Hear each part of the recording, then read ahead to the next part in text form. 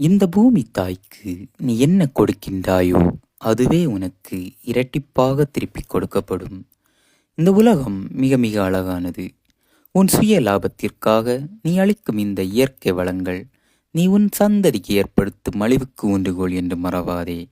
மானிடா, இயற்கையை அழித்து நீ சேர்த்து வைக்கும் காசுகளும் சொத்துகளும் விலை உயர்ந்த ஆபரணங்களும் உன் சந்ததியை ஒருபோதும் வாழ வைக்காது. அப்படி என்றால் இந்த சுற்றுச்சூழல் வாழ வைக்கும் என்று கேட்கிறாயா? ஆம், மாசுபடாத காற்று, நீர், நிலம், வெப்பமயமாகாத இந்த காலநிலைகளே உன் இனத்தை வாழ வைக்கும். விழித்துக்கொள். உன் இன்றைய ஆடம்பரத்திற்காக உன் இனத்தாரை அழிக்கும் பாதையை உருவாக்கிவிட்டு செல்லாதே. இவ்வழகான இயற்கையை நேசித்து விட்டு செல். மீண்டும் மற்றொரு பதிவில் சந்திப்போம்.